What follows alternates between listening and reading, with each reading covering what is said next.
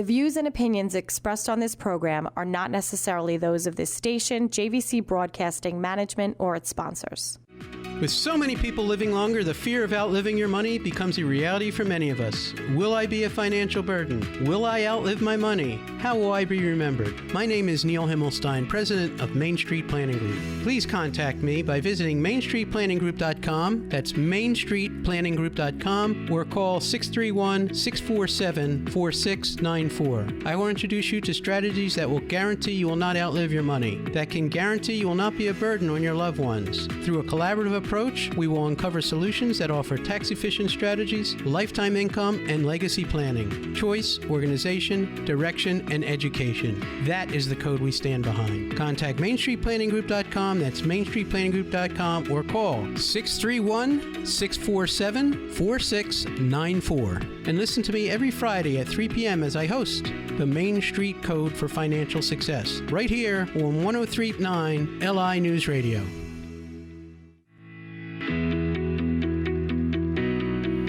Good afternoon. Welcome to the Main Street Code for Financial Success. I'm your host, Neil Himmelstein. I can be reached at 631-647-4694. My website is mainstreetplanninggroup.com. Feel free to call me anytime with any questions whatsoever, no charge. We're here to help you. I work with hundreds of advisors across the United States with insurance planning, life insurance, long-term care, disability, annuities, fixed insurance products that protect you and can help you in the future. You know, in our last show, which we replayed last week, we had Tom Swazi here, and we were talking about the long-term care crisis. And the government recognizes it. He recognizes it. He has a bill before Congress called the WISH Act. And the main thing that we were trying to accomplish is to create a private-public partnership between the insurance companies and the government, because they realize it is a crisis. And 70% of us, after the age of 65, are going to need some sort of help, custodial care in our house, or in a nursing home, or in assisted living. We're going to need help, and we're going to need that care. And it's not covered by insurance. It's very expensive. It's emotionally draining. And, you know, if our plan is to rely on our kids to do it, I know my daughter lives in Hawaii, my son lives in Denver. I don't want to interrupt their lives to take care of me if they have to. My wife can't lift me out of bed. You know, as I get older, you know, these are things you got to think about. Can you lift your partner out of the chair? I mean, these are the kind of help that we need for that. But I'm bringing this up today because there is such a crisis. There's not a lot of product in the state of New York. There's not a lot of options. It's perceived as very expensive. And I've told you in previous shows that there is going to be price increases because the use of the insurance policies is so great. They never anticipated it, that there's so few companies doing it. There's a price increase on November 1st on the one remaining standalone product. I'm very concerned. If you are thinking about getting some sort of long-term care insurance, or you want to talk about a plan, call me now before the price increase so you can lock in a lower price, just to save you some money and some care. So I think it's very important. Today, I'm very fortunate to have my friend Rick Punturo from Punturo Financial Services. A little bit about Rick. Rick is a CPA. He's a former CFO of Calvin Klein. Wow, big stuff, right? Wilkie Rodriguez, but I was at Calvin Klein. Price Waterhouse. I mean, credentials up the yin-yang. And he's a wealth planner. And what does a wealth planner do? They manage your investments, and we work in coordination with a lot of wealth planners, financial planners, and we work as a team. And you know what? Working as a team with people, for you have we advise all our clients to build their own financial team. And if you don't have one, it's so important to have a team that works well together. You know what it's like? It's like playing music, okay?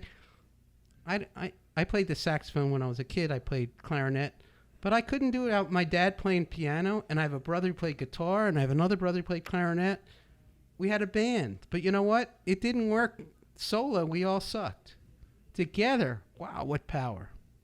So, you know, when Rick sits down with a client, and you first meet Rick, he's going to do what? When somebody comes in the door, somebody gets recommended to you, what's your approach? So, thanks, Neil. So great to be on your show today. We'll appreciate it. The first thing we do is really have a discovery. We look at the client. We really want to understand and get deep understanding what their goals are, how they sleep at night, what their risk tolerance levels are, what their goals are, what retirement looks like, right? We want to get really deep. We want to understand what their retirement goals, what does work look like? How do they define retirement? What does it look like? And we do a very detailed risk tolerance. So from that perspective, we take that information, and again, we go deeper. We do a very detailed risk tolerance questionnaire. We go in. One of them is interactive, and then sometimes we do a handwritten one going through various questions on how they feel if the market goes up or down, etc. And then we want to understand what they want to do in retirement and what that looks like. Do they have education planning? So we really get really detailed and personalized, because financial planning is personal, it's emotional. We want to understand how they sleep at night. So that level of emotion is the first starting point in any financial planning process. Before you even you have to understand what the client needs are. And generally, any good financial planner should be a good listener first. We need to understand where our clients are so we can go and be their best advocate. We can be their financial coach. We can get their financial fitness and build a team around good insurance folks, amazing folks like Neil, good estate trust attorneys, and good CPAs. As a matter of course, I am a CPA and a certified financial planner, but the reality is we work with our CPAs also. The CPA is unique to the client, and we understand their environment. We're in that environment, but we use them, and we use estate attorneys and trust attorneys and folks like Neil to help us through that journey. No, it's fantastic. When we sit with people, it's so important. The biggest problem I have in my industry, being from the life side and the annuity side and the disability, is that a lot of the financial instruments people buy over their lifetime, they don't look at. Certain things they don't look at. They may follow the market, but if you're a professional, you're a doctor, you're a laborer, whatever you do, whether you build cars or build houses, or you're a doctor or a lawyer or whatever it is, you're not sitting there looking at the market 24/7. You might have bought life insurance at one time and it's sitting in your drawer. You may have bought a vacation property here. You may have bought some other investment here. And the whole thing with planning is putting all your assets out there and all your liabilities and figuring out a way that it works for you, right? So yes, Neil, very personalized, understanding when you it's about your plan, right? And it's unique to you, and that plan needs to be the first thing about planning. It's interesting. You must start planning. Right, absolutely. This is not a vacation. Most folks spend more time planning their vacation than they do retirement before they come to me. But you have to sit down and really understand be engaged in the process. Right, and things change. Not only do our lives change, and I could tell you time after time after time, one of the first things I'll do is somebody has a life insurance policy, a disability policy. I look at that thing line by line. Your attorney may not look at it. They don't even know what they're looking at. They may be the best estate attorney in the world. They may be the best CPA in the world. They may be the best wealth advisor in the world. But I'll look at that contract. And what I'm going to look for in that contract, first off, I look at performance of a contract. Rick will look at your investment and look at the performance of the investment. You may have bought an investment 10 years ago, and it's been doing great, but he knows, because he's watching the market, that may not be relevant anymore. Your insurance, if you bought permanent insurance, is based on dividends and a performance. And truth be told, dividends have not done well over the course of time in insurance policies. They've gone down. In universal life policies, which are based on an interest rate, obviously interest rates right now are crap. So if you were depending on an interest rate of 5, 6, 8, 10, 12%, and no, you haven't looked at your policy, it's been in the drawer and it's now at 3%, that's got to fuel your policy. So your policy might collapse if nobody looks at it. And that's a big deal. You know, you don't want that to happen. You invested all this money in something and you go, whoa, what did I buy? You know, this is crap. No, it's crap because you haven't looked at it or you haven't had a professional look at it. And that's something I emphasize quite a bit. Investments are the same way. My dad, was a big stock investor. He was a veterinarian. And, you know, he asked me one time, how come this Kodak stock isn't doing so good? Well, that's when Polaroid cameras came out and they stopped using film. That's where their money is. Well, you're listening to the Main Street Code for Financial Success. I'm your host, Neil Himmelstein. We're going to be back right after this break. Thank you.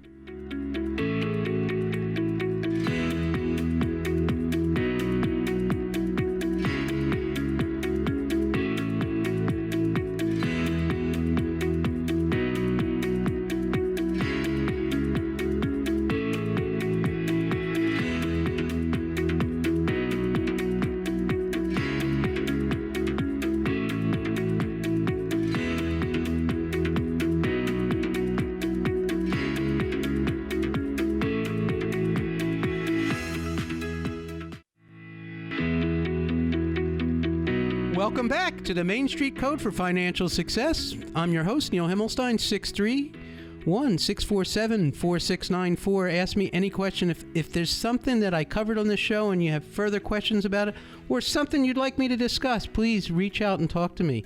Today, we're very fortunate to have Rick Punturo from Punturo Financial Services. Rick, how can they reach you? You can call me at 631-694-5645. Or rpunturo at punturofinancial.com. Punturo is spelled Punturo. Now, Rick is one of what I call one of my strategic partners. And before the break, we were talking about working with a team of financial professionals. Nobody is an expert in everything. So Rick is an expert at wealth planning and tax planning. He has two expertise, actually. Tax planning and wealth planning. Investment planning. He's very big in the market. He's got tremendous experience as a former CFO and CPA and a CFP certified financial planner, all wrapped into one. Rick and I met at various conferences where he was speaking, I was speaking on my topics, he's speaking on his topics. One day we had to get together and really figure this out, and I think we're on the path here. So, unbelievable when you have a team to work with you and how important it is from a legal side, from an accounting side, and from an investment side that the team is all working together. And as I said before the break, as we go through time, life changes.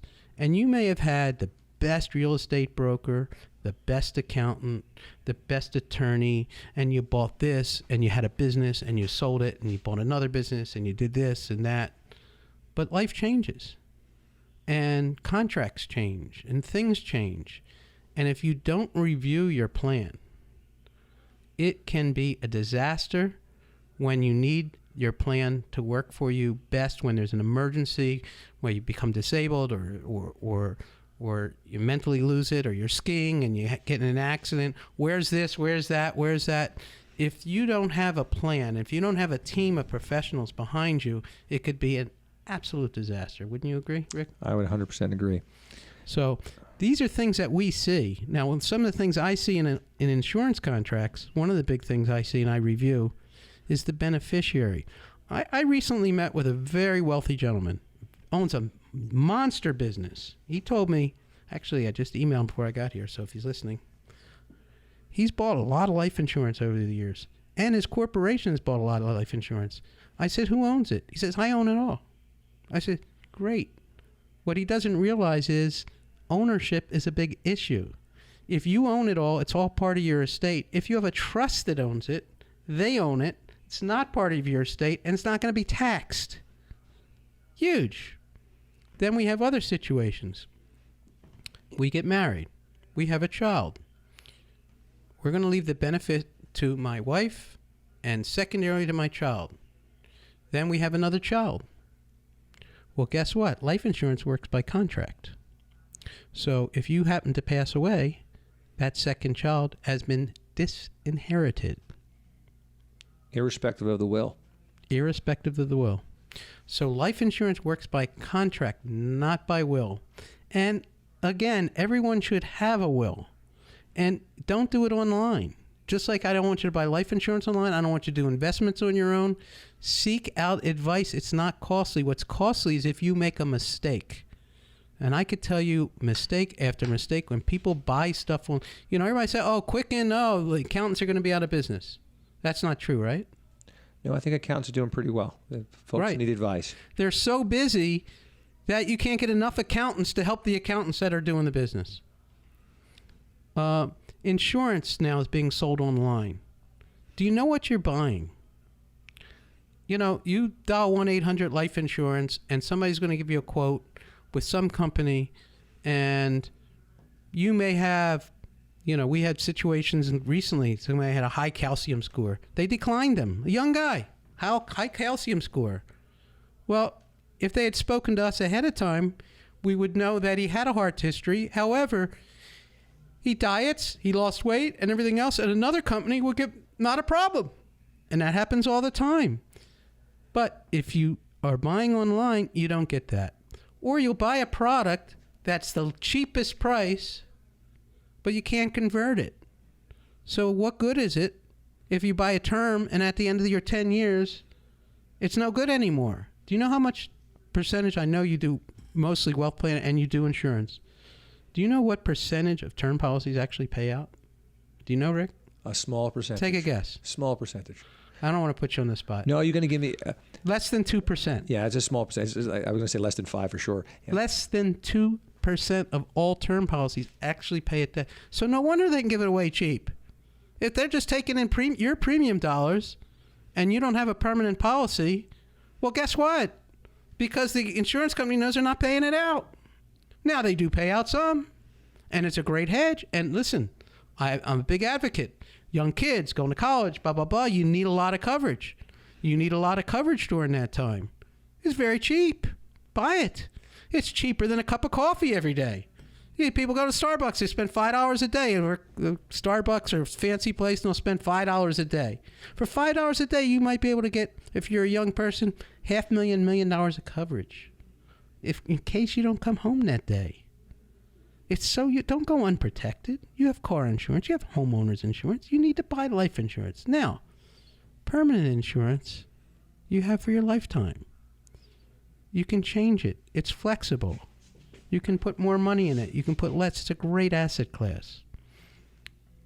Rick knows, as a CPA and a wealth advisor, one of the biggest issues they have, and I know with a lot of CPAs, people become disabled, maybe mentally disabled. Maybe they can't work because they got in a car accident, and it's called disability. And what happens to their income? That's the thing you want to protect. Long-term disability, critical component of any good financial plan. You have to protect catastrophic illnesses, catastrophic events that could blow up your financial plan. And your financial plan, when the breadwinner is disabled, is a catastrophe. Right. So you must plan against that event. And how do you do it? You speak to some folks like Neil, and we work with Neil in many of those cases. Right. And you have to do it. And let's say you have a business. People don't understand. I open up a business, I get a partner, and we're doing well, but we're struggling in the early years, this and that, and we didn't plan as a business. A business is like a separate family, isn't it? I know you and me, we're both very passionate about it. I think that's what distinguishes us. We're passionate about our business. We're passionate about our families, but we're passionate about our business. It's like another child. Right? It is. Wouldn't you say our that? clients are our children too, right? We 100%. look at them as people that entrust us to help the quality of their life and ensure that they're protected against the various risk and make sure that they're on pace for their goals. Oh, it's huge. So Rick spends a lot of time talking about diversification, not just asset diversification, but risk diversification, tax diversification. One of the things I learned a long time ago, you're driving down the LIE and you're in the left lane, and all of a sudden it stops. And what do? We run to the center lane, right? Sure. And then that stops, and what happens? We go to the right lane. So, wouldn't it be great if we could be all three lanes at the same time? That's what I call diversification. What do you think of that one? That's a great analogy. That's exactly right. You have to diversify your asset classes from a risk perspective as well as taxation, because sometimes we need tax-free distributions, and sometimes we're okay with those taxable events to get those deductions early on in life. So we work with accumulation of assets and distribution, and building that tax efficiency could profoundly impact in a positive way, and if done incorrectly, in a negative way in your financial plan and your financial goals. Right. Now, Rick loves Roth IRAs. I do too, by the way. I like Roth 401ks. If your employer, many of them have that option of a Roth 401k where the money can be taken out tax-free later in life. That's part of the planning process. You're listening to the Main Street Code for Financial Success. It is a gorgeous day on Long Island. I wish everybody a terrific weekend, and thank you, Rick. Thank you, Neil, for having me, and it's great to share this with your listeners as well. Thank you. Thank you so much. Have a great day, everyone. Thank you. Bye-bye.